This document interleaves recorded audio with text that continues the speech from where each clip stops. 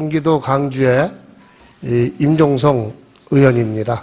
저희 지역은 5천여 명의 임대주택 수요자가 대기 중이지만은 단 한 채도 임대주택이 없습니다.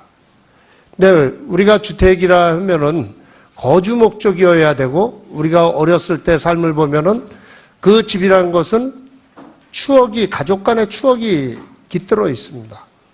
근데 언제부턴가 거주 목적이었던 이 집이, 주택이 투기 목적으로 바뀌면서 실질적으로 국가의 난맥상을 나타나고 있지 않나 생각됩니다.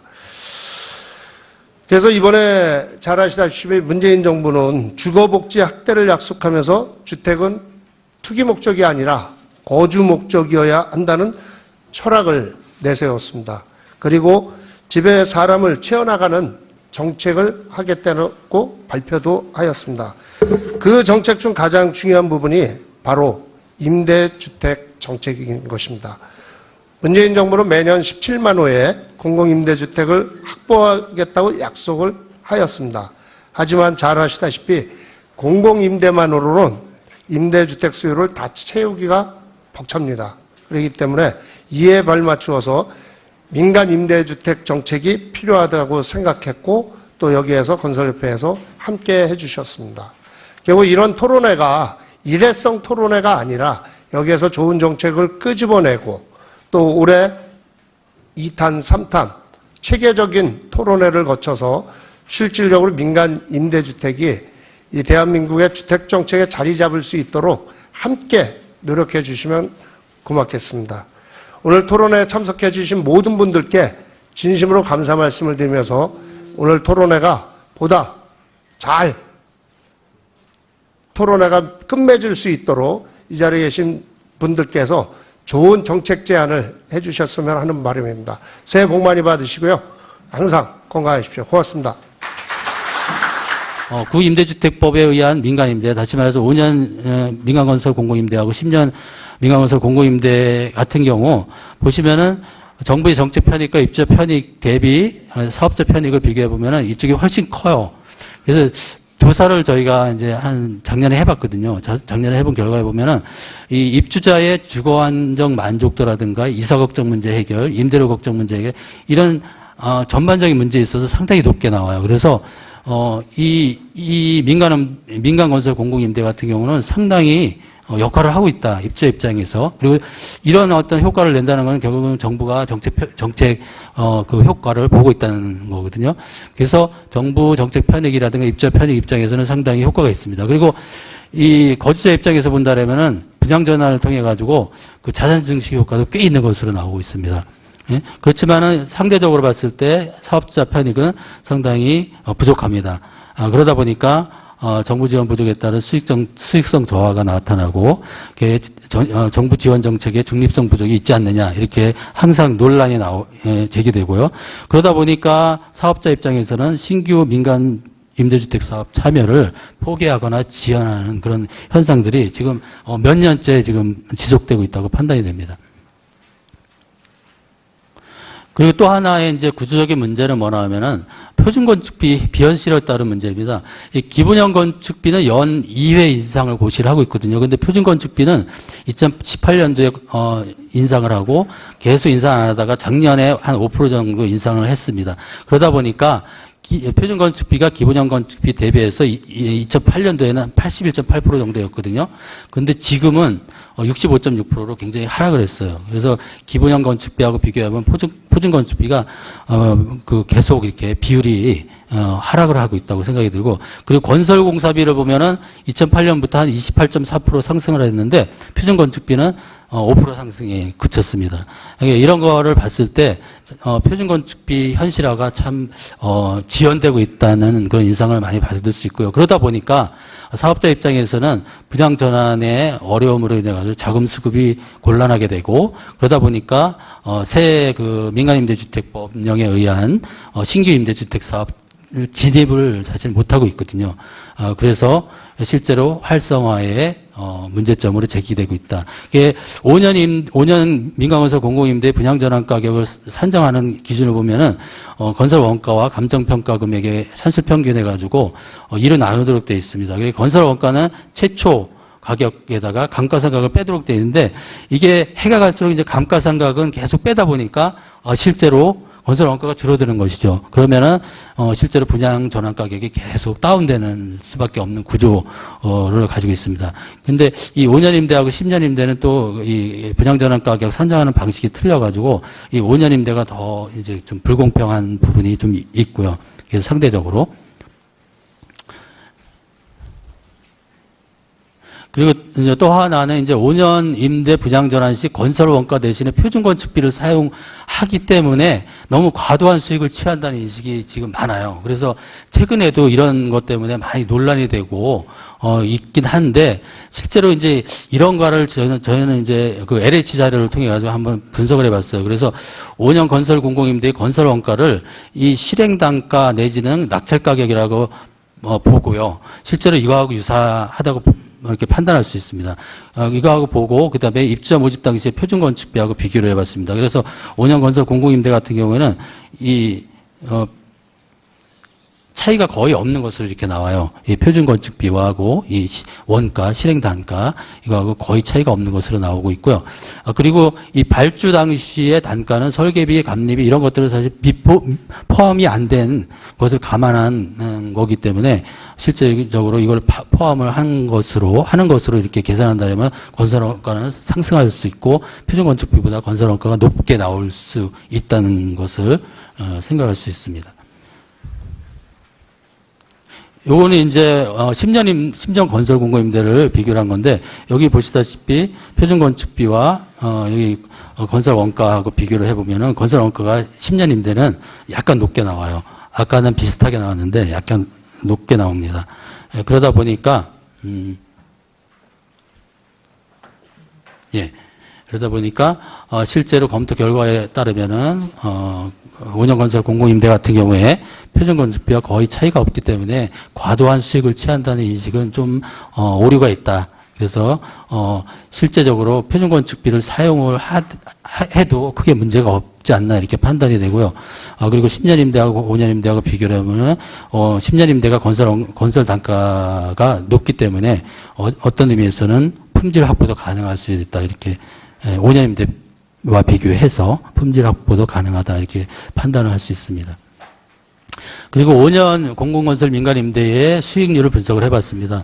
물론 이게 케이스 바이 케이스를 해서 사업지역에 따라서 이게 다르게 나타날 수 있습니다. 그런데 가장 그냥 스탠더드한 어떤 구조 하에서 분석을 해보면은 5년 건설 공공임대 같은 경우에는 수익률이 상당히 나쁘게 나옵니다. 그야말로. 그래서 이런 부분들이 실제로 사업자들이 표준 건축비를 좀 현실화시켜야 달라 뭐 이런 원인이 아닐까 그런 판단을 했습니다.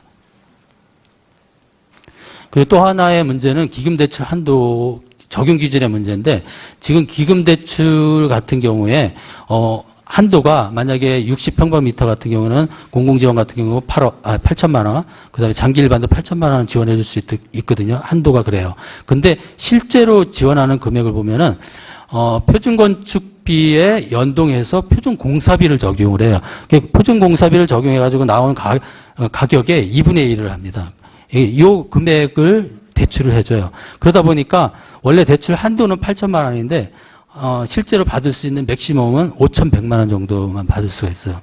그래서 이러다 보니까 정부가 원래 이 기금을 지원하려고 하는 취지가 사실 시장에서는 그렇게 효과를 발휘하지 못하고 있다. 이런 문제가 있고요. 그리고 표준건축비에 연동하다 보니까 표준건축비가 앞에서 비현실화되어 있다 그랬잖아요. 그래서 이게 또 영향을 미쳐가지고 기금 축소 지원에 직접적인 원인으로 작용한다 이렇게 판단이 됩니다. 그리고 말씀드린 바와 같이 그 민간임대에 대해서 공공성을 강화를 하면서 기금이자, 기금대출이자를 인상을 했습니다. 그리고 또 택지 공급 가격도 인상을 했고요. 그리고 조세 감면 혜택도 8년은 그대로 뒀는데 4년 단기임대 같은 경우에는 폐지시켰어요. 그러니까 세금 감면 혜택을 주지 않는 걸로 이렇게 돼 있기 때문에 이런 부분이 사실은 민간임대 활성화에 다소나마 어쨌든 영향을 미친다, 부정적으로 영향을 미친다 이렇게 판단이 됩니다. 그리고 또 하나의 문제는 임대료 인상 기준의 모호성의 문제입니다. 임대료 인상 기준에 대해서는 법에서 보시면은 연 5% 범위 내에서 주거비 물가 지수와 인근 지역의 임대료 변동률을 고려를 해서 산정을 하도록 돼 있어요. 이게 이 정도에 그치고 있습니다. 법의 내용은. 그러다 보니까 법정 해석 기준이 사실 모호해서 지자체하고 LH하고 민간건설사들이 이 임대료 5% 올리는 거에 대해서 사실 서로 틀려요. 지자체 같은 경우는 임차인 입장에서 쓸 수밖에 없기 때문에 임차인 입장에서 가장 낮은 임대료 인상률을 민간 사업자한테 권고를 합니다. 근데 LH는 전국에 걸쳐가지고 임대주택이 있기 때문에 관리 편리성을 위해서 평균 주거비 물가지수를 사용해가지고 그대로 전국을 통일화시켜요. 그리고 민간건설사 같은 경우는 인근의 유사 아파트의 전세 가격 변동률을 고려합니다. 이렇게 해석의 차이가 있다 보니까 사실 갈등이 있고 갈등이 심화되고 운영 과정에서 부정적인 어떤 영향을 미친다고 판단이 됩니다. 그리고 장기 일반 임대가 이제 필요한데 정부에서 지금 공공 지원 민간 임대는 많은 이제 배려를 하고 있고 신경을 쓰고 있지만 장기 일반 임대 같은 경우에는 지금 약간 소외되는 부분이 있지 않을까 그런 생각이 듭니다. 그래서 민간 임대주택법을 개정을 하면서 공공 지원 민간 임대 지원 중심으로 이렇게 구성이 돼 있어요. 과거 법하고 이제 많이 바뀌었는데 그 내용들이 토지 등 우선 공급이라든가 촉진지구 지정이라든가 이런 것들이 공공성을 좀 강화하다 보니까 실제로 장기 일반 민간 임대는 좀 많이 제외되고 있습니다. 그래서 이런 부분에 대해서 좀 개선이 필요한데 첫 번째로 이제 장기 일반 임대주택 8년 이것도 8년 이상이거든요. 이 임대주택을 택지 지원을 하기 위해서는 장기 일반 임대주택의 정의부터 좀 개선을 할 필요가 있다고 생각이 들어요. 개정을 할 필요가 있다고 생각이 들어서 공공택지를 지원받을 수 있도록 이게 현황인데 이렇게 좀 바뀔 필요가 있지 않을까 그런 생각이 들고요. 그다음에 토지 등 우선 공급에 있어서도 말씀드린 바와 같이 공공지원 민간인 임대주택 위주로 이렇게 되어 있습니다. 그래서 장기 일반 임대주택도 넣고 그리고 민간 임대주택을 위해서 택지를 공급할 때 약 3%를 이렇게 배정을 하도록 돼 있어요. 근데 이거를 5%로 올리거나 아니면은 3%로 하되 다만 지역별로 공적 임대주택 공급 상황을 고려해서 지자체 조례로 한 20% 내에서 가감할 수 있도록 하는 이런 방식으로 좀 법 개정이 필요하다고 생각이 들고요. 그리고 촉진지구에 대해서도 지금 이제 공공지원 민간임대 위주로 이제 공급하는데 나머지 부분에 50% 이상의 나머지 부분에 대해서는 장기 일반임대나 일반 분양주택 또는 공공임대 이렇게 좀 섞어서 공급할 수 있도록 하는 것이 어떨까 생각이 들고요. 그리고 장기 일반임대와 4년 단기임대 사업 여건도 개선할 필요가 있다고 생각이 듭니다. 지금 앞에서 문제점에서 보셨다시피 기금 지원이라든가 택지 공급 가격, 세제 지원 이런 혜택들이 장기 일반 임대나 4년 임대에는 좀 소외되고 있어서 이 공급 축소가 불가피하고 사업이 활성화되지 않을 위축될 가능성이 높습니다. 그러다 보니까 택지 공급 가격은 지금 좀 개선을 해서 공공지원 민간임대나 장기 일반 임대주택도 가격을 좀 인하할 필요가 있고요. 두 번째 기금대출 이자도 좀 0.3%에서 5% 올렸거든요. 0.5% 올렸거든요. 근데 이것도 좀 인하를 해서 활성화시킬 수 있도록 하고 4년 단기 임대도 세제 감면 혜택을 강화할 필요가 있다고 생각이 듭니다. 그리고 표준건축비 현실화가 필요한데 이거는 민간임대주택 활성화를 위한 선결과제인 것 같아요. 기본적으로 이게 종전사업이 이제 마무리가 안 되다 보니까 실제로 공공지원 민간임대나 장기 일반 임대 같은 경우 사업 추진이 곤란하고 진입이 지연되고 있는 상황입니다. 그러다 보니까 이 표준건축비 현실화가 필요한데 이제 정부에서 우려하는 게 표준건축비를 현실화할 경우에는 수분양자 부담이 증가할 것이다. 임차인 임대료가 증가할 것이다. 물가지수 상승에 영향을 미칠 것이다. 이런 것들을 사실 좀 우려를 해요. 근데 우리 연구원에서 이제 좀 분석한 결과에 의하면은 그 영향이 크지 않습니다.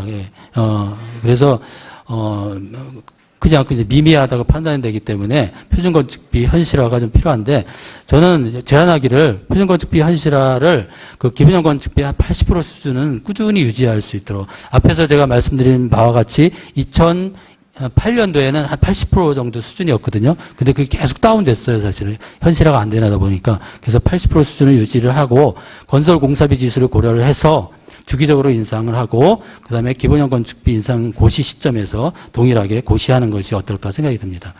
그리고 기금 대출 한도 적용 기준도, 말씀드린 바와 같이 지금 표준건축비에 연동해가지고 표준공사비에 2분의 1을 적용하고 있잖아요. 근데 기금 지원 효과를 확대하기 위해서는 표준공사비의 2분의 1이 아니라 한 70% 이상을 지원하도록 개선을 했으면 좋겠어요. 그래서 개선안을 보시면은, 개선안을 했을 때, 지원 한도액이 한 8천만 원인데, 실제로 지원액은 한 7천만 원 정도 지원할 수 있거든요. 그리고 지원액이 1억 원인 경우에는 한 1억 정도 지원할 수 있고, 그래서 이왕 지원할 거라면은 좀, 풀로 지원해서 사업 활성화를 위해서, 역할을 할 수 있도록 했으면 좋겠다는 생각입니다. 그리고 임대료 인상 기준 명확한데, 제가 말씀드린 바와 같이 임대료 인상 5% 인상 기준이 모호하다 그랬잖아요. 그래서 주거비 물가지수의 적용 범위, 적용 기준이라든가 인근 범위, 인근 지역 범위를 설정을 하고, 그다음에 비교 임대 대상, 임대 아파트 기준을 설정을 하고, 임대료도 전월세를 다 포함할 것인가, 전세 가격 상승만을 고려할 것인가, 이런 것들의 기준을 명확하게 해줄 필요가 있다고 생각이 들어요. 그래서 법 개정을 법 제 44조 2항을 좀 개선할 필요가 있는데, 여기 보시면은, 만약에 개선을 한다면은 인상 기준 개선해가지고 예시를 제가 이제 좀 들었습니다. 그래서 주거비 물가지수는 17개 시도 17개 시도의 자료를 가지고 해야 될 것인가 말 것인가 이런 걸 결정해 줘야 되고, 그다음에 인근 범위, 인근 지역의 범위도 설정을 해 줘야 되고, 그다음에 어떤 주택을 비교 대상으로 할 것인가, 뭐 이런 것들을 다 좀 설정을 해줄 필요가 있다고 생각이 듭니다. 명확하게. 그다음에 임대료 보증금 보증 수수료 부담 문제는 보증 대상의 그 계산법에 있어서 보시면은 100분의 60, 감정평가 금액의 100분의 60을 빼도록 돼 있어요. 근데 요거를 조금만 올려준다라면은 사실 감정평가를 하게 되면 감정평가가 시세 가격의 한 80% 정도, 그 정도 수준이거든요. 그래서 한 75% 정도로 이렇게 빼도록 좀 조정을 해주면은, 이렇게 조정을 해주면 사실 임차인하고 임대인 부담 완화, 동시에 부담 완화가 가능하거든요.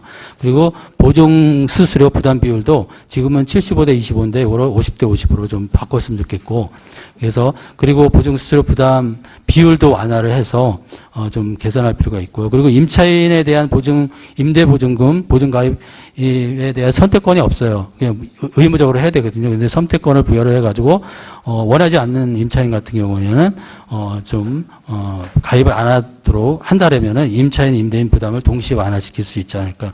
그래서 이런 것과 관련해서 관련법을 좀 개정할 필요가 있다고 생각이 들고요.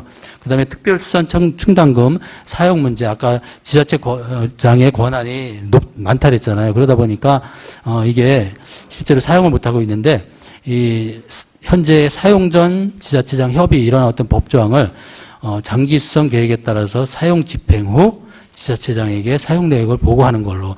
장기 수선 계획이 있다는 거는 그에 따라서 사실 돈을 쓰라는 거거든요. 그래서 이런 식으로 좀 개선이 필요하지 않을까 생각이 듭니다. 예. 마지막으로 이제 활성화를 위해서는 장기 임대로 유도를 해야 되고, 민간임대주택 산업 발전을 위해서 좀 배려를 해야 되는데, 지금 공공지원 민간임대 같은 경우도 보면은 그 리츠 형태로 많이 하고 있는데, 리츠는 사실 기한부인 경우가 많습니다.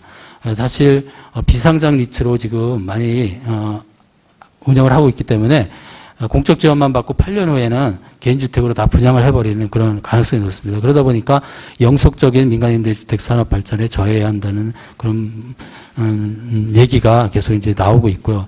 그래서 이런 부분을 해결하기 위해서는 이거 영속성을 위해서는 회사형 성장 리츠로 전환할 수 있도록 하고, 그다음에 앵커 회사의 참여 뭐 이런 것들이 필요하고요. 그다음에 8년 이후에도 10년 20년 이렇게 장기 임대로 민간 임대 주택을 유지할 수 있도록 기금 지원과 조세 지원을 좀 차등적으로 혜택을 부여하는 것이 필요하다고 생각이 듭니다. 예, 이상으로 발표를 마치겠습니다. 예, 감사합니다.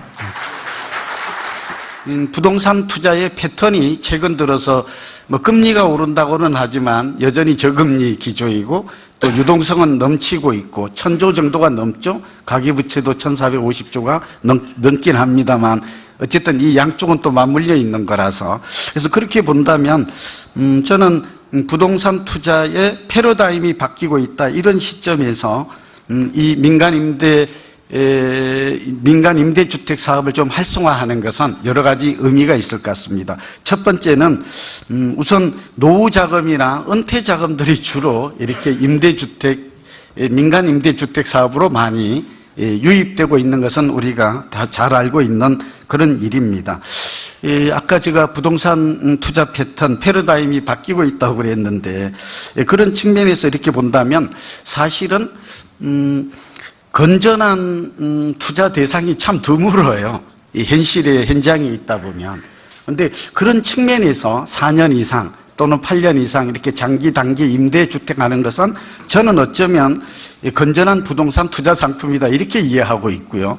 또 하나는 부동산 상품의 다변화에 좀 기여하지 않는가 이렇게 봅니다. 실제로 투기와 투자냐 이러한 논란 오늘 뭐 시간 때문에 길게 얘기 못합니다만 그러한 논쟁을 떠나서 건전한 대체 상품이 필요하고 또 그다음 부동산 상품의 다변화가 필요한데 실질적으로는 투자할 대상이 부동산 대상이 많지가 않아요.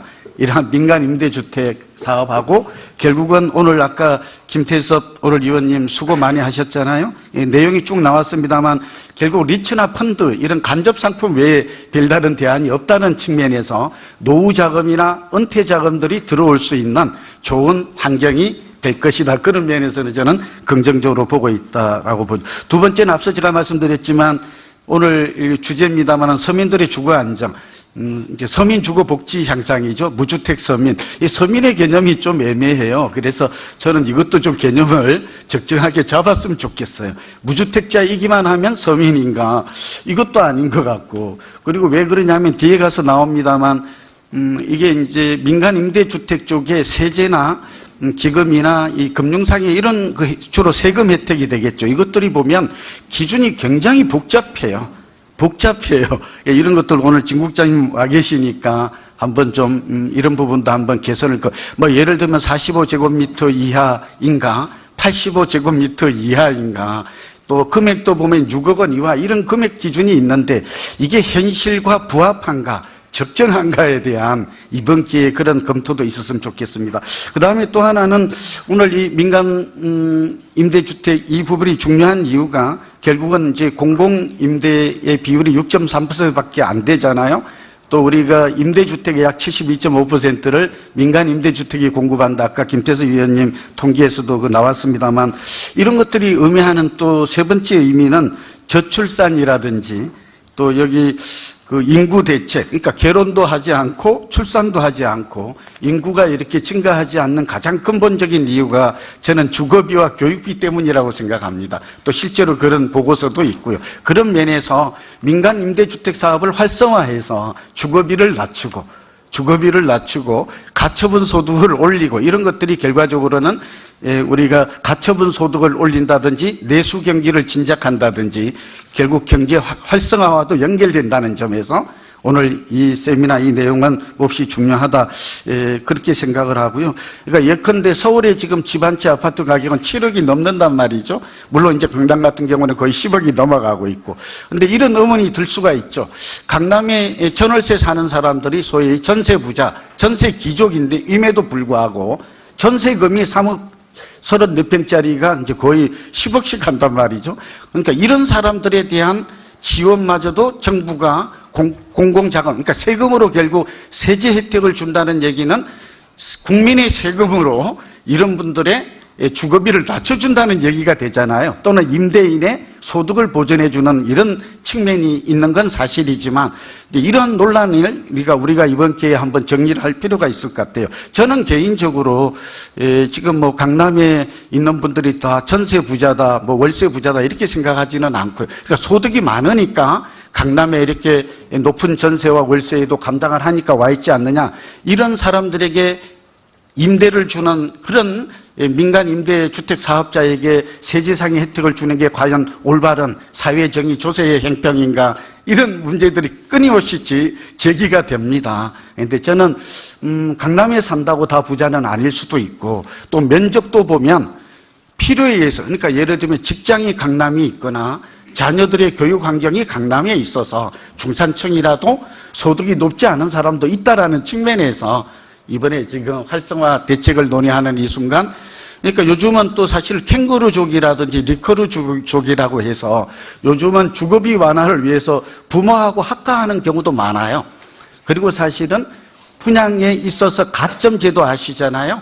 이 가점을 높이는 방법 중에 하나가 부양가족을 또 늘리는 거예요. 이게 가장 가점 비율이 높거든요.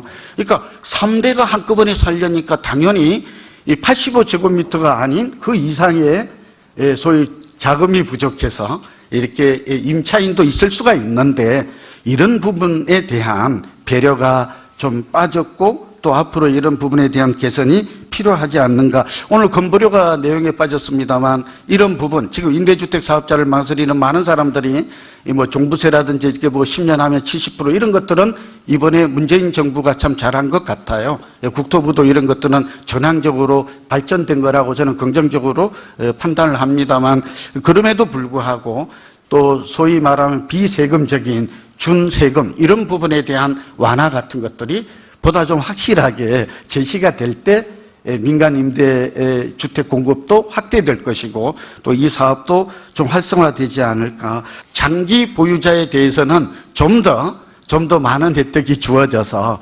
임대인들은 말하자면 지금 저금리 시대에 또 100세 시대, 또 노후가 불안한 이런 시대를 맞아서 이 민간 임대주택 사업의 투자를 통해서 노후 준비도 하고 노후의 소득도 좀 창출하는 활동을 하는 것과 동시에, 또 우리 젊은 층들은 임차인들이 주로 될 터인데, 이런 사람들은 실질 주거비를 좀 낮추어서 서로 상생할 수 있는 이런 앞으로의 제도적 개선이 또 오기를 기대합니다. 이상입니다. 예. 그럼 이어서 장치성 대표이사님, 예, 토론 부탁드리겠습니다. 현 정부는 공적 임대주택을 5년간 총 85만 세대, 그중 공공지원 민간임대 20만 세대를 올해부터 매년 4만 세대씩 공급한다는 계획을 가지고 있습니다. 하지만 현실은 2011년부터 15년까지 실제 공급된 민간 임대주택은 매년 평균 15,600세대에 불과한 실태로 연간 부족분 24,400세대는 현재보다 2.5배씩 공급을 증대해야만 매년 4만 세대의 목표를 달성할 수 있기에, 더욱이 그간 민간 임대주택 공급을 담당해왔던 중소임대주택 건설 사업자의 참여 없이는 불가능하다고 생각합니다. 결과적으로 중소임대 건설 사업자의 참여를 독려하고 이를 위해서 표준건축비 현실화를 통해서 5년 공공임대주택이 분양전환이라는 굴레를 벗어나게 해줘야만 가능하다는 점을 깊이 인식해 주셨으면 하는 바람입니다. 셋째, 표준건축비를 인상하여도 임대료 등 주거 물가가 상승하지 않습니다. 이 부분은 아까 우리 김태석 박사님께서 잘 설명해 주셨는데 제가 더 붙여서 좀 말씀을 드려보겠습니다. 정부는 표준건축비가 인상되면 임대료 상승을 유발하고 소비자 물가가 상승할 것이라고 우려하고 있습니다. 그러나 최근 표준건축비와 물가와의 상관관계에 관한 연구 결과에 의하면 아까 PT 할 때도 나왔었습니다.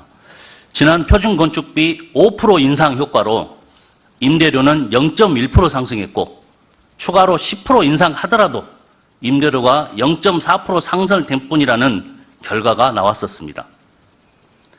더욱이 기존 임대주택에는 인상된 표준건축비가 적용되지 않을 뿐만 아니라 인상된 표준건축비에 의한 임대료는 향후 공공이 공급하는 임대주택에만 적용되어 이를 구실로 민간에게 분양전환으로 손실을 감내하게 하는 것은 정말 부당하다고 생각합니다. 또한 소비자 물가 지수에 미치는 영향도 미미합니다. 공공임대주택의 임대료가 주변 시세의 70%라고 가정해보면 표준 건축비가 5% 인상이 되면 소비자 물가 지수는 0.00128% 영향을 미치는 것으로 나와 있습니다. 거의 다 끝나셨네? 아직 좀 남았습니다. 숫자를 이렇게 소수점 몇째짜리까지 잘 안 들어옵니다. 네, 죄송합니다. 제 간절한 마음 때문에 그랬습니다.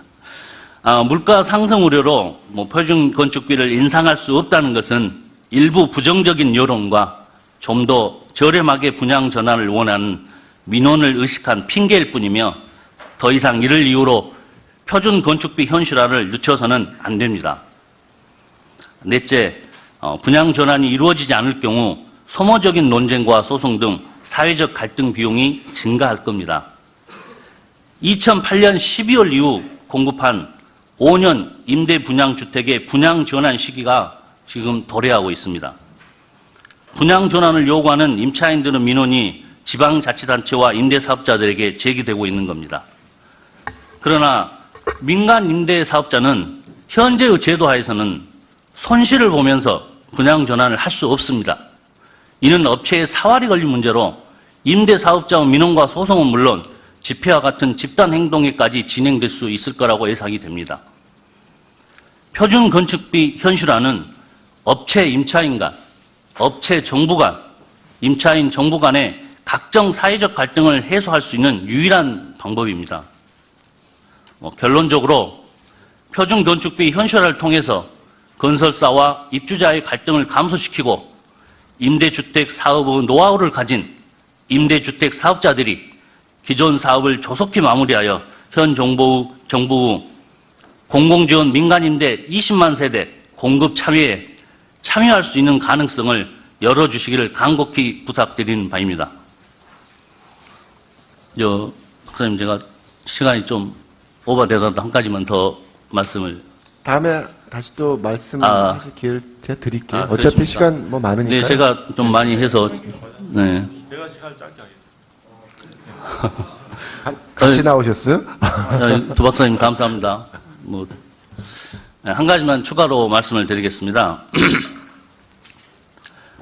저희 이제 임대사업, 주택사업을 위한 원활한 토지 확보를 위해서 민간 임대특별법에는 국민주택 규모 이하의 임대주택을 100호 이상 건설하기 위하여 사업상 토지 면적의 80%를 확보하면 나머지 부분에 대해서 시도지사로부터 공익사업자 지정을 받아서 수용권이 발생할 수 있습니다.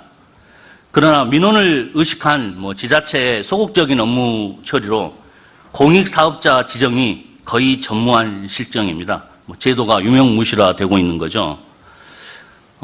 또한 주택법에서는 토지 면적의 80% 확보 시 매도 청구권이 자동적으로 발생하고 있으므로 민간 임대 특별법에서도 토지 면적 80% 확보 시 공익사업자 지정을 공익사업자 신고로 제도를 개선할 필요가 있다고 생각이 됩니다. 더불어 공급 촉진지구에서 토지 면적의 3분의 1을 소유하고 토지 소유자 총수의 50% 동의를 받으면 수용 등이 가능하도록 되어 있으나 이 규정 역시 요건을 충족시키기는 현실에서는 어렵습니다. 따라서 민간 임대주택 공급 활성화를 위해서 전반적인 수용 요건을 완화할 필요가 있음을 이 자리를 들어서 건의를 드리는 바입니다. 감사합니다. 네, 한국건설산업연구원의 두승규입니다. 혹시 기억나시는지 모르겠지만요, 예전에는 아주 오래전에 지금의 LH가 주택공사 시절에는 우리가 주택공사에서 지어서 공급한 주택을 우리가 주공이라고 했습니다. 주택, 이런 식으로 주택공사 주택이라고 많이 이야기를 했는데, 주택공사에서 지은 주택의 특징은 뭐냐면 튼튼하게 지었는데 사실 디자인이나 또는 퀄리티 부분에 있어서는 다소 일반적인 민간 분양 시장의 주택과는 질적인 부분에 차이가 있었습니다. 그러나 그때는 주공주택에 대해서 거주하시는 분들의 특별한 불만이 컸다고 생각하지는 않습니다. 왜? 가격이 저렴하고 그러면서도 자기의 어떤 소득 수준에 맞는 주거에 만족할 수 있는 그런 어떤 시대적 분위기가 형성되는데, 최근에는 보시면 아시겠지만 이 서민이라는 부분에서 아마 정책 당국도 고민이 상당히 많을 건데요. 내가 비록 자산이 적고 소득이 적다고 해서 일반적인 분양 시장에 있어서의 주택보다 퀄리티가 떨어지는 곳에 나보고 들어가 살아라고 하면은 굉장한 분노심에 사로잡힐 가능성이 많이 있습니다. 그러다 보니까 사실은 공공주택이든 민간주택이든 간에 질적인 부분의 차이를 두기는 대단히 힘듭니다.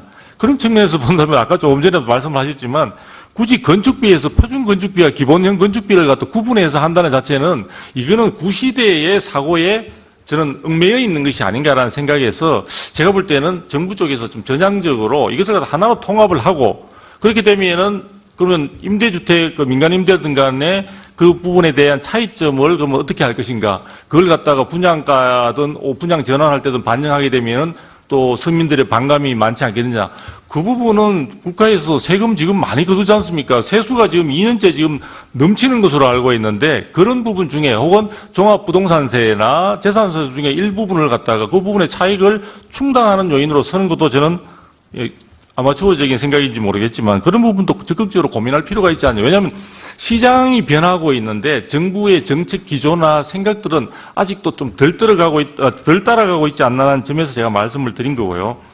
그 다음에 이제 제가 또 하나는 조금 제가 뭐 정부 쪽이든 아니면 여기에 계시는 민간주택 건설 사업자분들이 조금 서운할 수도 있는 생각일지 모르겠습니다만 제가 지론으로서 하나 계속 이야기하고 있는 것은 저는 임대 후 분양 주택이 과연 공공 부분은 모르겠지만 민간 부분은 모르겠지만 공공에서조차 저는 공공 분양이라든지 공공주택 중에서 임대 후 분양은 저는 좀 반대 입장을 가지고 있습니다.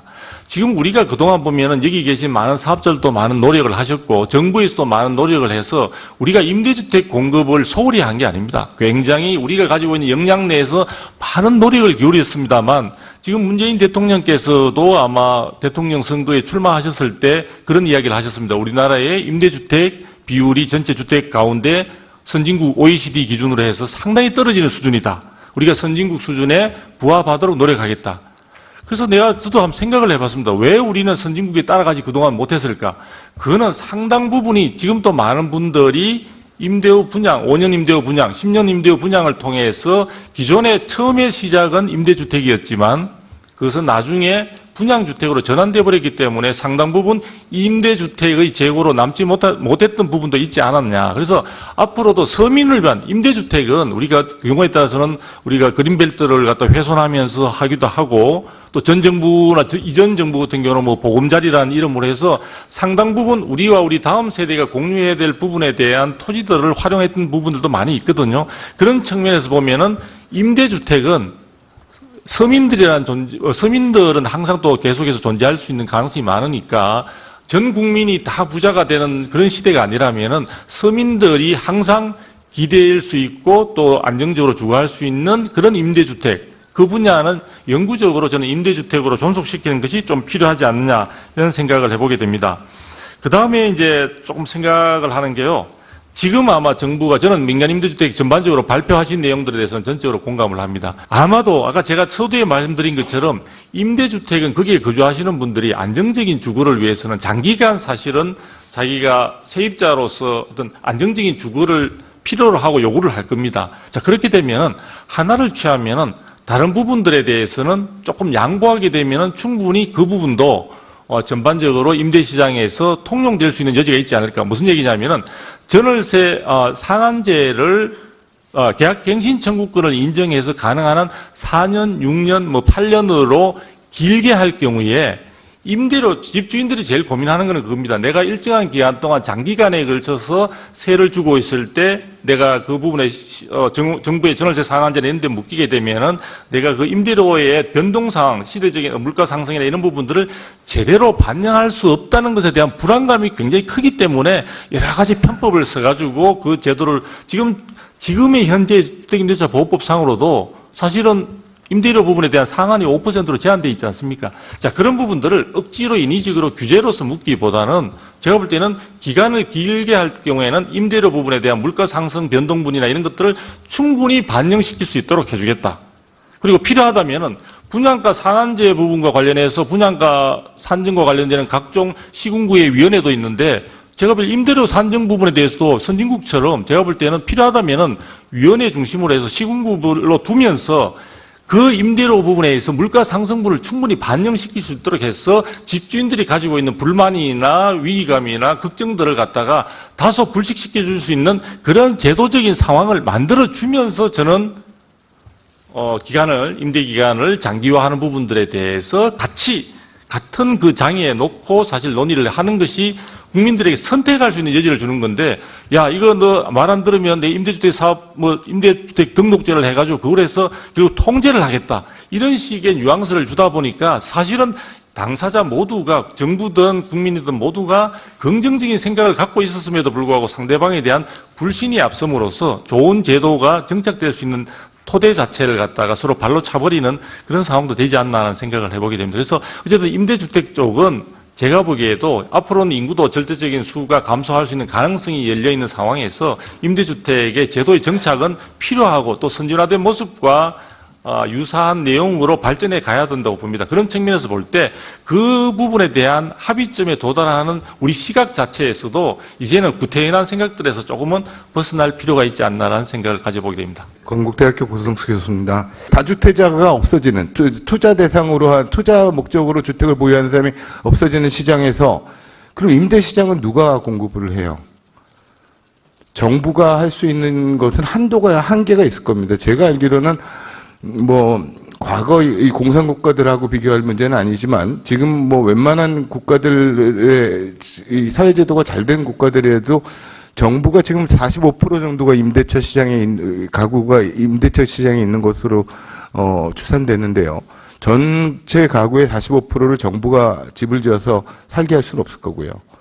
분명히 누군가 민간에서 자금을 내서 우리가 흔히 다른 나라에서 볼 수 있는 기업형 임대주택 사업자들이 있을 필요가 있겠다. 이런 취지에서 지난 정부에서 만들었던 뉴스테이 같은 것도 출발이 됐던 거고, 사실 지금 우리가 논의하고 있는 민간 임대주택이라는 제도는 그 이전부터 있었던 제도지만 바로 이런 수요를 충족해 줄 수 있는 공급원으로서 민간이 발붙일 수 있는 제도를 만들어준 것이 아닌가 싶습니다. 그 민간 임대를 사용하는 경우에 그 임차인의 경우 자산 증식 효과, 분양 전환 시 2.7배의 가격 상승 프리미엄 발생, 이렇게 얘기하고 있는 거거든요. 그러니까 지금 두 박사님이 비슷한 얘기를 하신 걸로 생각되는데, 지금 형태로 가면은 4년, 8년 민간 임대주택이라는 게 변형된 분양 아파트 아닌가 싶은 생각입니다. 누가 들어가겠어요? 지금 여기서 보다시피 2.7배의 자산 가치가 상승할 거라고 된다라고 생각하면 임차인들 누구라도 여길 들어가려고 그럴 거고요. 그게 로또가 되는 거죠. 지금 사실 앞서 인사 말씀드려서 얘기했듯이 5,000명이 대기하고 있다라는 그 5,000명 중에는 진짜 실수요 목적으로 들어가는 사람도 있을 수 있겠고, 8년만 참고 있으면은 내가 2.7배의 자산 가치 상승을 볼 거다라는 생각으로 들어가는 사람도 있을 거라는 겁니다. 그럼 과연 이게 임대주택이냐는 거예요. 조금 시간만 길게 가고 4년 참으면, 8년 참으면 분양할 수 있는 분양주택의 변형된 형태의 투자를 하고 계신 거라는 말씀입니다. 사실 이게 지금 논의 중에 있는 표준건축비나 뭐나도 그 초점이 분양에 맞춰져 있는 게 저한테는 좀 마음에 좀 불편한 점 중에 하나입니다. 앞서 제가 길게 말씀드렸던 내용이 이번 정부의 패러다임뿐만 아니라 이게 국토부가 계속 해오던 얘기죠. 실수요 위주로 전환하고 투자 목적이 아닌 그런 시장이 되면은 지금 우리 시장의 임대 시장의 임대주택 공급원이었던 사람들이 다 떠나게 된다는 거예요. 다주택자들이 다 떠나게 된다는 거예요. 누가 채워주냐는 거죠. 그때 임대 사업자들이 충분히 먹고 살 수 있게 이 환경이 돼가지고 들어와서 일을 할 수 있어야 되는 거예요. 그렇다면 지금 있는 제도가 그럴 수 있느냐? 임대사업자분들도 마찬가지고 들어가서 살고자 하는 사람도 마찬가지고 4년 후, 8년 후에 분양받아 나가고 싶은 사람들이 들어오고 있다는 겁니다. 왜? 그 임대사업자들 그러지, 지금 뭐, 이 분양 가격이 너무 낮아가지고, 분양 전환하면 망한다는 말씀 하시고 계신데, 그것도 말이 안 되는 거죠. 임대사업자들한테 왜 희생을 강요합니까? 임차인들의, 그 정부가 해야 될 일 아니겠어요? 아까 말씀대로, 두 박사님 말씀대로 뭐 세금 많이 걷었으니까 그걸로 채워주든지, 무슨 수를 써서건 정부 정책에 따라서 사업했던 사람들이 손해를 봐서는 안 될 일이죠. 또한, 아까 5,000명이나 줄 서 있다는 그 용인시인가요? 거기 경우에서도 그 사람들이 다 진짜 순수한 마음에 분양 안 하고 계속 붙어가지고 임대 시장에 머물 사람들만 남아라 그러면 5,000명 다 남아있지 않을 거라는 생각이에요. 자, 어느 게 우리가 원하는 그림이냐는 겁니다. 5년 지나서 분양하는 아파트, 4년 지나서 분양하는 아파트, 이게 분양 아파트지 왜 임대 아파트예요? 물론 4년 동안, 8년 동안은 정부 통계에 임대 아파트로 들어가겠죠. 우리 마음 편하실지 모르겠어요. 그렇지만 또 지나면은 분양해야 된다는 거 아니에요. 그걸 위해서 지금 표준건설비를 올려서 건설사들이 손해 안 보고 나갈 수 있도록 해달라고 말씀하시는 거고요. 그 반면에 5,000명씩 줄 서 있는 사람들은 이 로또를 내가 놓치면 안 되기 때문에 2.7배나 자산 가격이 상승할 이 로또를 놓치면 안 되기 때문에 붙어 있는 거예요. 이게 어떻게 정상적인 임대 아파트, 임대 사업을 운영하는 그런 형태가 되겠습니까? 뭐 대안만 안 내놓고 자꾸 제가 뭐라고 그러니까 좀 성격이 나쁜 사람 같아 보일까봐 뭐 저도 고민을 조금 더 해봐야 될 것 같은데요. 그럼 외국 같은 경우에는 어떤 대책들이 있냐? 사실은 이런 사업에 대한 임대 아파트를 늘리기 위한 대책들을 제가 본 바는 별로 없습니다만은 정부가 원하는 정책 목표에 따라서 건설사들을 이 물꼬를 이렇게 틀어주고 할 때 제일 쉬운 것들은 세제 혜택입니다. 아시는 바와 같이 임대사업, 정책 목표에 따라서 임대사업을 하는 사람들이 지금 당장의 임대 수익만 가지고 충분치 못할 것 같으면은 그분들에 대해서는 세금을 깎아주거나, 물론 이제 영원히 깎아줘서 임대사업이 뭐 세금 안 내는 노다지가 되자는 말씀은 아니에요. 시장이 정착될 때까지 그런 정도의 혜택을 하든지 아니면 그 외에 여러 가지 제도적인 혜택들을 줄 수 있지 않을까 하는 그런 고민들. 그래서 지금 오늘 논의되고 있는 이 모든 내용들이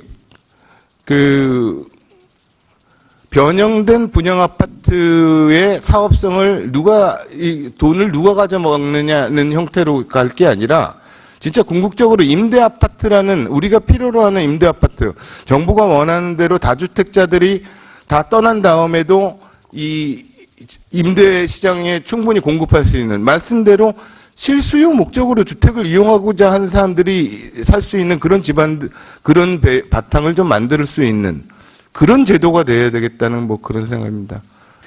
앞에서 토론자들도 말씀하셨고 다음에 주제 발표하신 분도 말씀하시지만 공공이 다 할 수 없습니다. 당연합니다. 공공이 다 할 수 없고 우리 민간주택 사업자들이 적극적으로 지원을 해주고 아니면 또 다양한 최근에 이제 사회적 경제 주체들이 또 역할을 또 점점 역할을 커지고 있습니다. 그래서 저희가 여기 소셜 하우징이라는 사회적 주택에 대한 별도의 협동조합 형태라든지 다양한 토지 임대부라든지 다양한 형태의 공동체를 좀 살리는 측면에서의 여러 가지 또 지원도 많이 해서 다양한 소위 말하는 시장 참여자들이 여기 소위 말하는 주국지 로드맵에서 제시한 목표나 이런 부분을 향해서 같이 갈 수 있도록 노력을 하고 있습니다. 다만 이제 이 정부 문재인 정부에서의 좀 주거복지 정책, 또 주택 정책은 지난 정부와 좀 차별성이 있습니다. 그건 여러분 잘 알다시피 주거의 공공성, 포용성을 강조를 하고 있습니다. 그래서 어떻게 보면 과거에 주택이 상품이고 재화고 또 기대 수익, 뭐 시대 차익, 뭐 이런 부분이었다면 다분히 주거에 대한 공공성 부분을 강조를 하고 있습니다. 그래서 지난 정부에 있었던 소위 말하는 뉴스테이도 좀 변화가 있었죠. 그동안 과도한 지원을 받는데 규제는 별로 낮지 않다. 실제 제가 사례를 보니까 위례 신도시에 했던 초기의 뉴스테이 같은 경우는 그 위례에 있는 다른 인근 시세보다 더 높게 임대료가 설정되어 있습니다. 그래서 저희가 이제 공공지원 민간임대료에서 초기 임대료도 적정 주변으로 범위 내에서 설정을 하고, 그 다음에 무주택 세대주라든지 청년, 뭐 신혼부부 같은 이런 우선 공급 대상자를 좀 늘리는 측면으로 지금 하고 있다는 말씀을 드립니다. 다음에 이제 가장 이제 오늘 우리 사업하시는 분 뭐 나오셨고 이제 나오는데 표준건축비 인상 말씀하셨어요. 저도 이거 저희 분야에서는 저게 이쪽 편이에요. 이게 이제 분양주택과 임대주택에 차별할 이유가 뭐가 있느냐. 그리고 점점 앞에서 말씀하신 대로 기본형 건축비는 매년 조정을 하면서 왜 임대주택에 대한 표준 건축비는 조정을 하지 않느냐. 이제 그러다 보니까 점점 격차가 벌어졌죠. 근데 이게 좀 앞서 말씀하신 대로 한 8년 동안 이게 동결되고 그러다 보니까 격차가 좀 벌어졌고, 그거를 일시에 많이 할 수는 없습니다. 아시다시피 이게 동전 양면이에요. 우리 사업자 입장에서는 이게 보면 어떤 분양 전환을 할 때 가격 제한이 문제가 생기고, 하지만 또 여기 초기에 들어가시는 분들은 어떤 임대료나 보증금 인상 문제가 있고, 또 그분들 입장에서는 분양 전환 가격이 또 상승하는 또 문제가 있습니다. 그래서 최근에 뭐 또 이 임대주택을 많이 하신 모 건설회사에서 굉장히 좀 시장에 좀 안 좋은 영향을 지금 끼쳤어요. 지금 그 검찰에서도 조사를 하고 수사를 하고 있고 그런 부분이 있기 때문에 저희도 이 표준건축비 인상 부분은 점진적으로 그리고 정례화를 할 거다 하는 거를 제가 계속적으로 저는 주장을 하고 있습니다. 내부적으로. 그래서 그게 좀 예측 가능하게 행정을 해야 되겠다 그런 생각이 좀 들고요. 그 다음에 연 임대료 아까 발표할 때 제가 보니까 인상 5%를 좀 명확히 할 필요가 있다고 하셨는데, 근데 이제 이거는 어떻게 보면 이제 5% 범위 내에서 어떤 주거비 상승률이라든지 인건 임대료 상승을 감안해서 이제 정하라고 되는데, 이것도 이제 특정 이렇게 우리 민간임대 사업을 많이 하시는 건설업체에서 매년 시대 관계없이 5%씩 매년 올렸었어요. 매년 5%. 그러다 보니까 이게 원래 우리 통상적으로 우리가 계약이라는 게 2년 단위로 하는데 1년 단위로 하면서 매년 5%씩 올렸어요. 그래서 이것도 지금 굉장히 국회라든지 언론에서 굉장히 부정적으로 좀 보고 있습니다. 그래서 제가 과도한 정액 문제는 좀 사전적으로 제어할 수 있는 방안을 마련하고 있다는 말씀을 좀 드립니다. 나머지 이제 우리 토론자들 말씀하신 거 조금 말씀을 드리면, 우리 고종환 원장님께서 이제 기준이 너무 복잡하다 말씀하셨어요. 사실 여러 가지 가액 기준이라든지 면적 기준이라든지 또 연수 기준이 복잡하다는데 이런 건 저희가 좀 더 현실에 맞게 점진적으로 개선을 해 나가려고 하고 있고, 저도 이제 주택을 하다가 또 잠시 안 하다가 딴 데 다시 와서 보면 그 사이에 또 제도가 많이 바뀌어 있고 그래서 공부를 해라고 그러는데 하여튼 그런 부분은 좀 100% 이해를 합니다. 그 다음에 이제 우리 하나건설의 장치성 대표이사께서 말씀하신 표준건축비 현실화 문제는 제가 앞서 말씀드린 대로 그런 동계 양면이 있지만 저희가 연례화를 앞으로 하려고 최대한 노력을 하겠다. 그리고 예측 가능성이 가겠다는 그렇게 말씀을 드리고, 우리 두성효 박사님도 이렇게 오늘 굉장히 터프하게 말씀하시던데, 그래서 저 옆에서 조금 이렇게 용어도 굉장히 굉장히 세게 말씀하시는 거에 생각이 드는데, 앞에서 말씀드린 지나치게 성과에 집착하고 있다 이런 말씀은 저희가 5년 후에 보여드리겠습니다. 보여드리고, 그 다음에 다양하게 이제 세입자, 임차인 입장에서 정책을 개선하는 맞는 말씀이시죠. 맞는 말씀이시고, 그런 부분에서 저희가 균형된 시각을 가지려 노력을 하고 있고요. 앞으로 더 노력하겠습니다. 그 다음에 이제 소통 부분 이제 말씀하셨는데, 이제 최근에 재건축 안전진단 강화 이런 거 말씀하시는데, 그거는 제 업무 소관이 아니라서, 그거는 일단 제가 스킵을 하도록 하겠습니다. 우리 이제 고성수 교수님께서 여러 가지 인식의 전환, 거주, 주거, 실수요자 중심 가인다. 100% 지당하신 말씀이고요. 이제 그러려면 이제 결국은 이제 민간 임대주 사업자에 대한 충분한 세제 등 인센티브가 있어야 된다는 말씀도 해 주셨습니다. 그래서 저희는 앞서 말씀드린 대로 8년 이상, 10년, 20년 계속적으로 장기적으로 임대 사업을 할 수 있도록 어떤 임대 사업자에 대한 어떤 지원, 또 이런 부분에 대한 부분은 장기 하는 부분에 대해서는 계속적으로 좀 지원을 해 나가려고 하고 있습니다. 저희가 사실 이제 이게 주거의 공공성 앞에서 말씀하신 포용성 또 이런 걸 이제 강조하다 보니까 상대적으로 이제 어떤 시장에서의 임차인이라든지 또 어떤 최근에 여러 가지 주거 취약계층에 대한 이야기가 많이 나옵니다. 그런데 또 어쨌든 간에 앞에서 말씀하신 대로 이제 장기 임주택 그 비중이 턱없이 낮고 또 그런 걸 높여 나가야 되고 또 여러 가지 정부에서 발표한 그런 목표를 효과를 달성하기 위해서는 여기 계시는 민간임대 사업자 그리고 또 사회적 기업 더 나아가서 또 공공 부분 또 이런 부분이 효과적인 아주 좋은 거버넌스를 잘 구성해서 협업 체계로 가야 된다고 생각합니다. 그래서 제가 우리 그 큰 그 사업자인 뭐 지금 임대주택만 100만 호 이상 재고를 가지고 있는 우리 LH 공사한테도 그런 얘기를 많이 합니다. 그래서 그런 부분에 어떻게 서로가 상생할 수 있는 어떤 거버넌스를 구성할 수 있도록 앞으로 계속적으로 노력해 나가겠습니다. 감사합니다. 이걸 포함을 하는 것으로 이렇게 계산한다면 건설원가는 상승할 수 있고 표준건축비보다 건설원가가 높게 나올 수 있다는 것을 생각할 수 있습니다. 요거는 이제 10년 건설 공고임대를 비교를 한 건데 여기 보시다시피 표준건축비와 여기 건설원가하고 비교를 해보면은 건설원가가 10년 임대는 약간 높게 나와요. 아까는 비슷하게 나왔는데 약간 높게 나옵니다. 그러다 보니까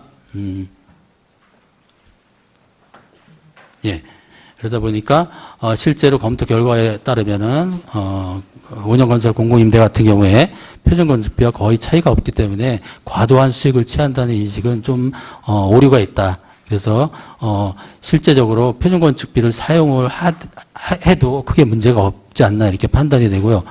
그리고 10년 임대하고 5년 임대하고 비교를 하면은 10년 임대가 건설 단가가 높기 때문에 어떤 의미에서는 품질 확보도 가능할 수 있다. 이렇게 5년 임대와 비교해서 품질 확보도 가능하다. 이렇게 판단을 할 수 있습니다.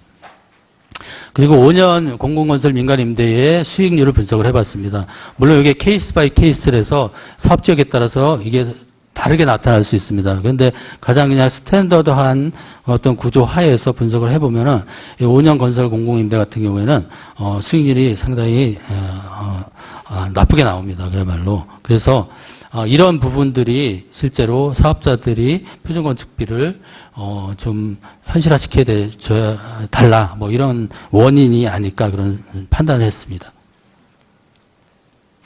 그리고 또 하나의 문제는 기금대출 한도 적용 기준의 문제인데 지금 기금대출 같은 경우에 한도가 만약에 60평방미터 같은 경우는 공공지원 같은 경우 8천만 원, 그 다음에 장기 일반도 8천만 원 지원해 줄 수 있거든요. 한도가 그래요. 근데 실제로 지원하는 금액을 보면은, 표준건축비에 연동해서 표준공사비를 적용을 해요. 표준공사비를 적용해가지고 나오는 가격의 2분의 1을 합니다. 이 금액을 대출을 해줘요. 그러다 보니까 원래 대출 한도는 8천만 원인데, 실제로 받을 수 있는 맥시멈은 5,100만 원 정도만 받을 수가 있어요. 그래서 이러다 보니까 정부가 원래 이 기금을 지원하려고 하는 취지가 사실 시장에서는 그렇게 효과를 발휘하지 못하고 있다. 이런 문제가 있고요. 그리고 표준건축비에 연동하다 보니까 표준건축비가 앞에서 비현실화되어 있다 그랬잖아요. 그래서 이게 또 영향을 미쳐가지고 기금 축소 지원에 직접적인 원인으로 작용한다 이렇게 판단이 됩니다. 그리고 말씀드린 바와 같이 그 민간임대에 대해서 공공성을 강화를 하면서 기금이자, 기금대출이자를 인상을 했습니다. 그리고 또 택지 공급 가격도 인상을 했고요. 그리고 조세 감면 혜택도 8년은 그대로 뒀는데 4년 단기임대 같은 경우에는 폐지시켰어요. 그러니까 세금 감면 혜택을 주지 않는 걸로 이렇게 돼 있기 때문에 이런 부분이 사실은 민간임대 활성화에 다소나마 어쨌든 영향을 미친다. 부정적으로 영향을 미친다 이렇게 판단이 됩니다.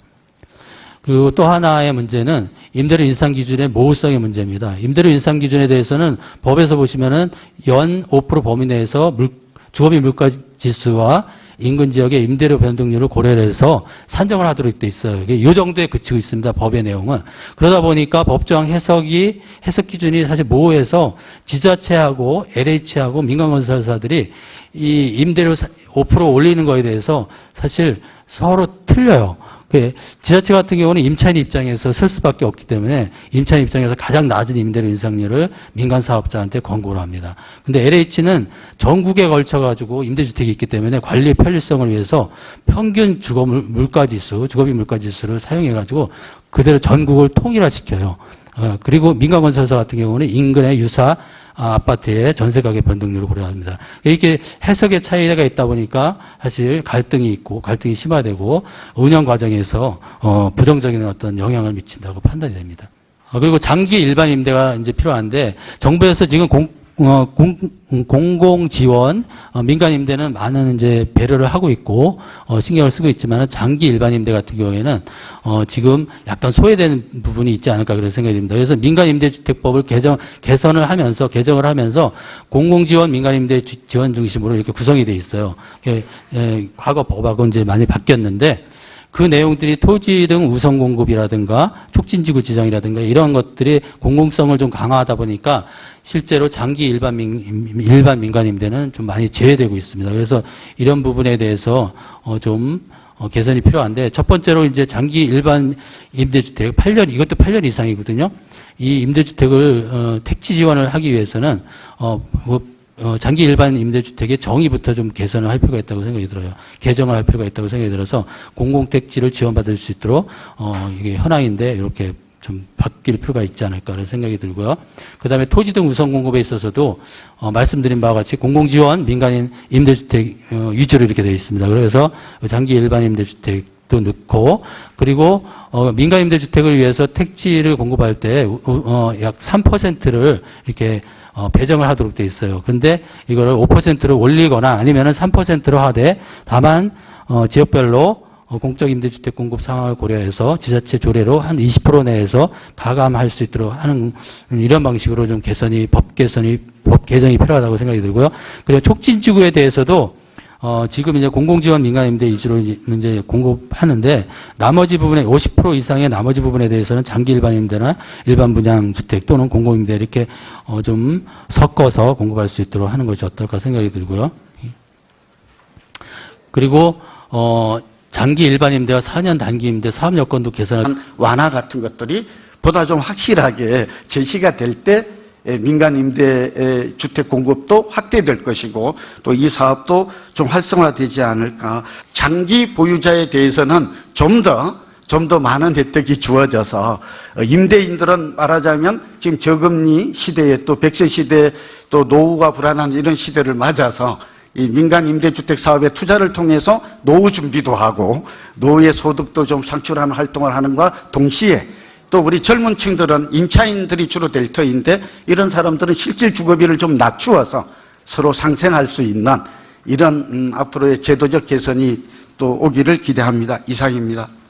예. 그럼 이어서 장치성 대표이사님 토론 부탁드리겠습니다.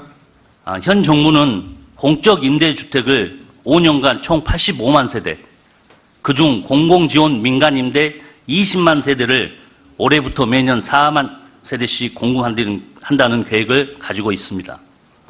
하지만 현실은 2011년부터 15년까지 실제 공급된 민간임대주택은 매년 평균 15,600세대에 불과한 실태로 연간 부족분 24,400세대는 현재보다 2.5배씩 공급을 증대해야만 매년 4만 세대의 목표를 달성할 수 있기에 더욱이 그간 민간 임대주택 공급을 담당해왔던 중소임대주택 건설 사업자의 참여 없이는 불가능하다고 생각합니다.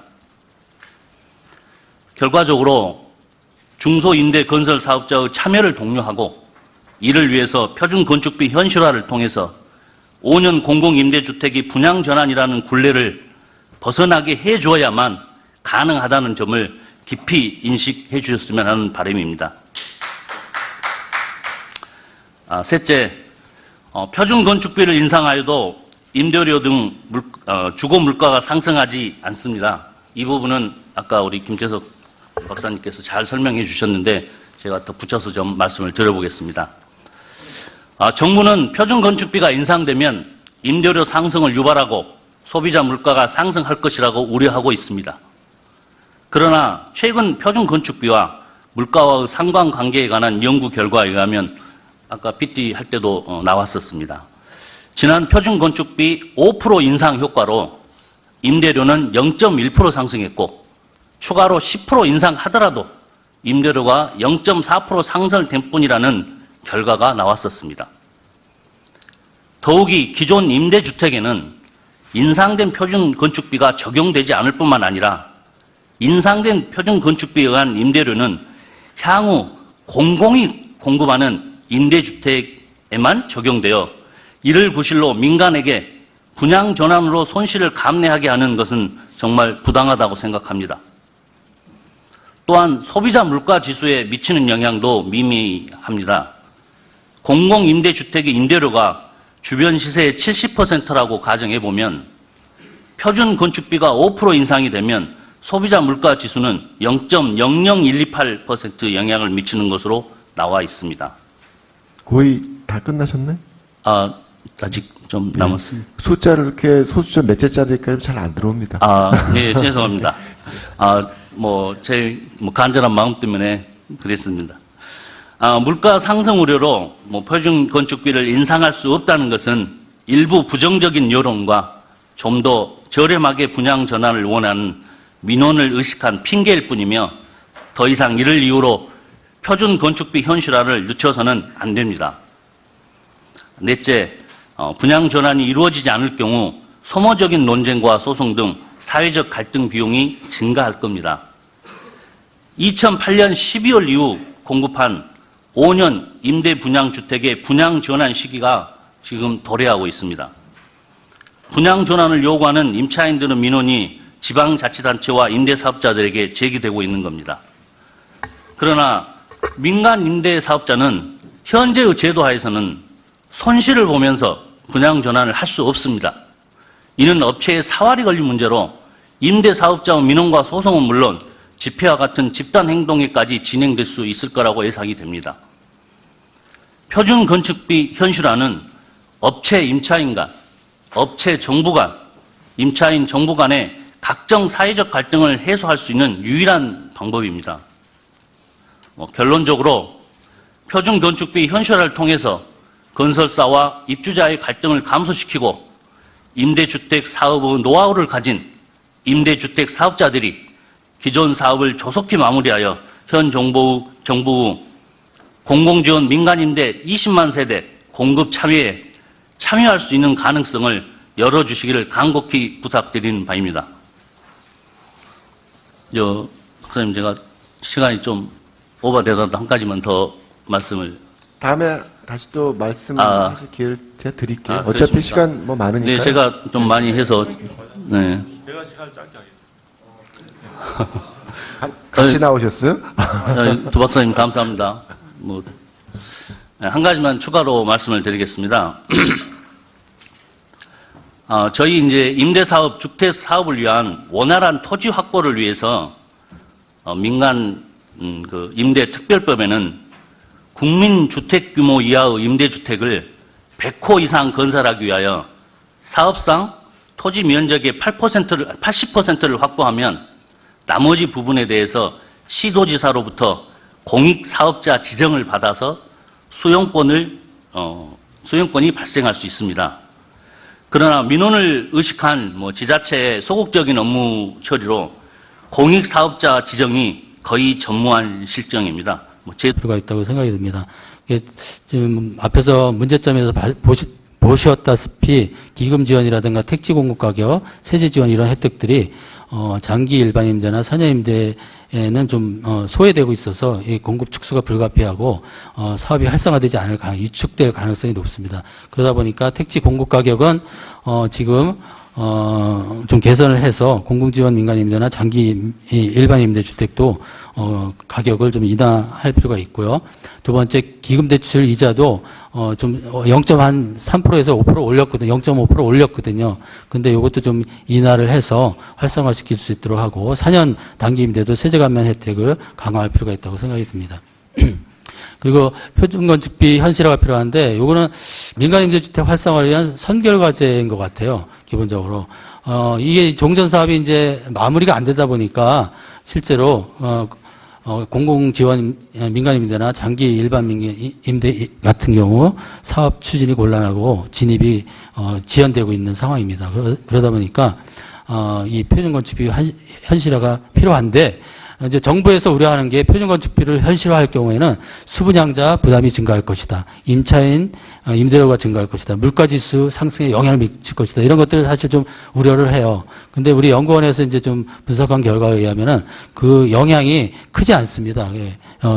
그래서 크지 않고 이제 미미하다고 판단이 되기 때문에 표준건축비 현실화가 좀 필요한데 저는 제안하기를 표준건축비 현실화를 그 기본형 건축비 한 80% 수준은 꾸준히 유지할 수 있도록 앞에서 제가 말씀드린 바와 같이 2008년도에는 한 80% 정도 수준이었거든요. 근데 그게 계속 다운됐어요, 사실은. 현실화가 안 되다 보니까. 그래서 80% 수준을 유지를 하고 건설 공사비 지수를 고려를 해서 주기적으로 인상을 하고 그다음에 기본형 건축비 인상 고시 시점에서 동일하게 고시하는 것이 어떨까 생각이 듭니다. 그리고 기금 대출 한도 적용 기준도 말씀드린 바와 같이 지금 표준건축비에 연동해가지고 표준공사비의 2분의 1을 적용하고 있잖아요. 근데 기금 지원 효과를 확대하기 위해서는 표준공사비의 2분의 1이 아니라 한 70% 이상을 지원하도록 개선을 했으면 좋겠어요. 그래서 개선안을 보시면은 개선안을 했을 때 지원 한도액이 한 8천만 원인데 실제로 지원액은 한 7천만 원 정도 지원할 수 있거든요. 그리고 지원액이 1억 원인 경우에는 한 1억 정도 지원할 수 있고 그래서 이왕 지원할 거라면은 좀 풀로 지원해서 사업 활성화를 위해서 역할을 할 수 있도록 했으면 좋겠다는 생각입니다. 그리고 임대료 인상 기준 명확한데 제가 말씀드린 바와 같이 임대료 인상 5% 인상 기준이 모호하다 그랬잖아요. 그래서 주거비 물가지수의 적용 기준이라든가 인근 지역 범위를 설정을 하고 그다음에 비교 임대 대상 임대 아파트 기준을 설정을 하고 임대료도 전월세를 다 포함할 것인가 전세 가격 상승률만을 고려할 것인가 이런 것들의 기준을 명확하게 해줄 필요가 있다고 생각이 들어요. 그래서 법 개정을 법 제 44조 2항을 좀 개선할 필요가 있는데 여기 보시면은 만약에 개선을 한다면은 인상 기준 개선해가지고 예시를 제가 이제 좀 들었습니다. 그래서 주거비 물가지수는 17개 시도 17개 시도의 자료를 가지고 해야 될 것인가 말 것인가 이런 걸 결정해 줘야 되고 그다음에 인근 지역의 범위도 설정을 해줘야 되고 그다음에 어떤 주택을 비교 대상으로 할 것인가 뭐 이런 것들을 다 좀 설정을 해줄 필요가 있다고 생각이 듭니다. 명확하게.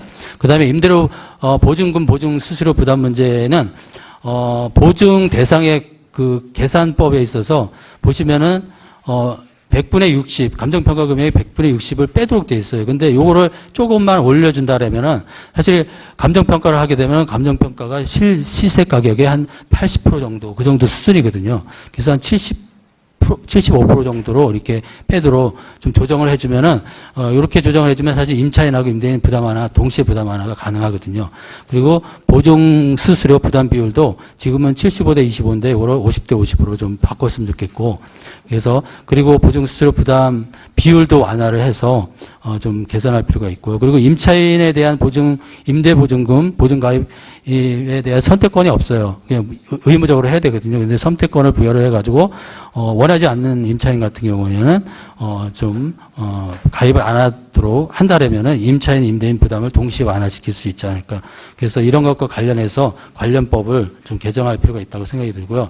그 다음에 특별수산 충당금 사용 문제, 아까 지자체장의 권한이 많다 그랬잖아요. 그러다 보니까, 이게 실제로 사용을 못하고 있는데, 현재 사용 전 지자체장 협의 이런 어떤 법조항을 장기 수선 계획에 따라서 사용 집행 후 지자체장에게 사용 내역을 보고하는 걸로. 장기 수선 계획이 있다는 거는 그에 따라서 사실 돈을 쓰라는 거거든요. 그래서 이런 식으로 좀 개선이 필요하지 않을까 생각이 듭니다. 예. 마지막으로 이제 활성화를 위해서는 장기 임대로 유도를 해야 되고 민간임대주택 산업 발전을 위해서 좀 배려를 해야 되는데 지금 공공지원 민간임대 같은 경우도 보면은 그 리츠 형태로 많이 하고 있는데 리츠는 사실 기한부인 경우가 많습니다.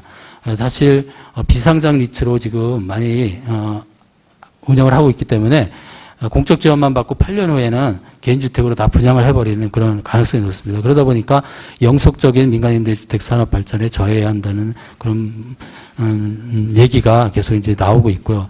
그래서 이런 부분을 해결하기 위해서는 이거 영속성을 위해서는 회사형 성장 리츠로 전환할 수 있도록 하고, 그다음에 앵커 회사의 참여 뭐 이런 것들이 필요하고요. 그다음에 8년 이후에도 10년 20년 이렇게 장기 임대로 민간 임대 주택을 유지할 수 있도록 기금 지원과 조세 지원을 좀 차등적으로 혜택을 부여하는 것이 필요하다고 생각이 듭니다. 예, 이상으로 발표를 마치겠습니다. 경기도 광주의 임종성 의원입니다.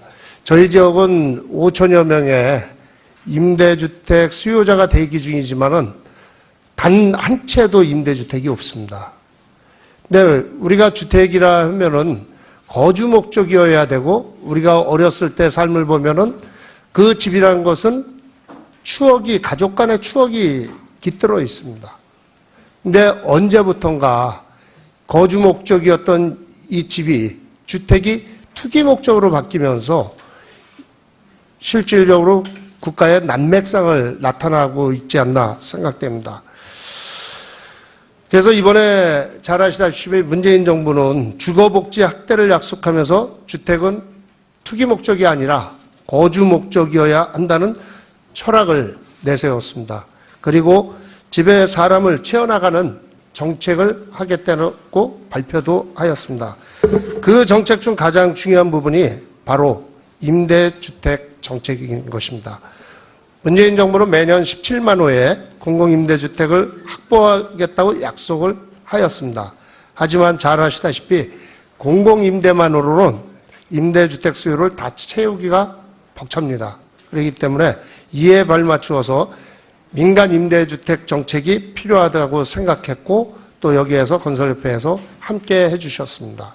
결국 이런 토론회가 일회성 토론회가 아니라 여기에서 좋은 정책을 끄집어내고, 또 올해 2탄, 3탄 체계적인 토론회를 거쳐서 실질적으로 민간 임대주택이 이 대한민국의 주택정책에 자리 잡을 수 있도록 함께 노력해 주시면 고맙겠습니다. 오늘 토론회에 참석해 주신 모든 분들께 진심으로 감사 말씀을 드리면서 오늘 토론회가 보다 잘 토론회가 끝맺을 수 있도록 이 자리에 계신 분들께서 좋은 정책 제안을 해주셨으면 하는 바람입니다. 새해 복 많이 받으시고요. 항상 건강하십시오. 고맙습니다. 구임대주택법에 의한 민간임대, 다시 말해서 5년 민간건설 공공임대하고 10년 민간건설 공공임대 같은 경우 보시면은 정부의 정책 편익과 입주 편익 대비 사업자 편익을 비교해 보면은 이쪽이 훨씬 커요. 그래서 조사를 저희가 이제 한 작년에 해봤거든요. 작년에 해본 결과에 보면은 이 입주자의 주거 안정 만족도라든가 이사 걱정 문제 해결, 임대료 걱정 문제 해결, 이런 전반적인 문제에 있어서 상당히 높게 나와요. 그래서 이 민간 건설 공공임대 같은 경우는 상당히 역할을 하고 있다. 입주자 입장에서. 그리고 이런 어떤 효과를 낸다는 건 결국은 정부가 정책 그 효과를 보고 있다는 거거든요. 그래서 정부 정책 편익이라든가 입주자 편익 입장에서는 상당히 효과가 있습니다. 그리고 이 거주자 입장에서 본다면은 분양 전환을 통해 가지고 그 자산 증식 효과도 꽤 있는 것으로 나오고 있습니다. 예? 그렇지만은 상대적으로 봤을 때 사업자 편익은 상당히 부족합니다. 그러다 보니까 정부 지원 부족에 따른 수익성 저하가 나타나고 정부 지원 정책의 중립성 부족이 있지 않느냐, 이렇게 항상 논란이 제기되고요. 그러다 보니까 사업자 입장에서는 신규 민간 임대주택 사업 참여를 포기하거나 지연하는 그런 현상들이 지금 몇 년째 지금 지속되고 있다고 판단이 됩니다. 그리고 또 하나의 이제 구조적인 문제는 뭐냐 하면은 표준건축비 비현실에 따른 문제입니다. 이 기본형 건축비는 연 2회 인상을 고시를 하고 있거든요. 근데 표준건축비는 2018년도에 인상을 하고 계속 인상 안 하다가 작년에 한 5% 정도 인상을 했습니다. 그러다 보니까 표준건축비가 기본형 건축비 대비해서 2008년도에는 81.8% 정도였거든요. 그런데 지금은 65.6%로 굉장히 하락을 했어요. 그래서 기본형 건축비하고 비교하면 표준 건축비가 계속 이렇게 비율이 하락을 하고 있다고 생각이 들고, 그리고 건설공사비를 보면은 2008년부터 한 28.4% 상승을 했는데 표준 건축비는 5% 상승에 그쳤습니다. 이런 거를 봤을 때 표준 건축비 현실화가 참 지연되고 있다는 그런 인상을 많이 받을 수 있고요. 그러다 보니까 사업자 입장에서는 분양 전환의 어려움으로 인해 가지고 자금 수급이 곤란하게 되고, 그러다 보니까 새 민간임대주택법령에 의한 신규 임대주택 사업 진입을 사실 못하고 있거든요.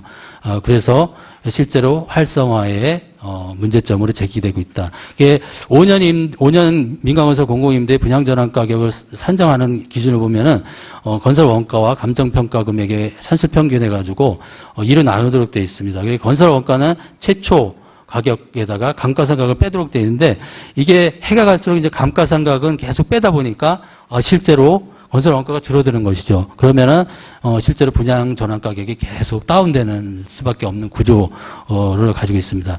근데 이 5년 임대하고 10년 임대는 또 이 분양 전환 가격 산정하는 방식이 틀려가지고 이 5년 임대가 더 이제 좀 불공평한 부분이 좀 있고요.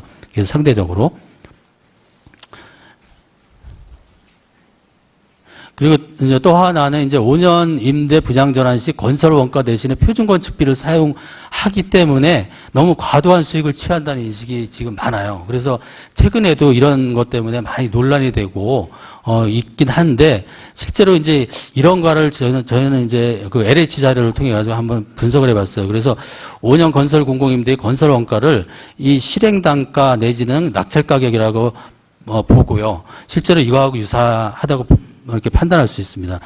이거하고 보고 그다음에 입주자 모집 당시의 표준 건축비하고 비교를 해봤습니다. 그래서 5년 건설 공공임대 같은 경우에는 이 차이가 거의 없는 것으로 이렇게 나와요. 이 표준 건축비하고 이 원가, 실행 단가 이거하고 거의 차이가 없는 것으로 나오고 있고요.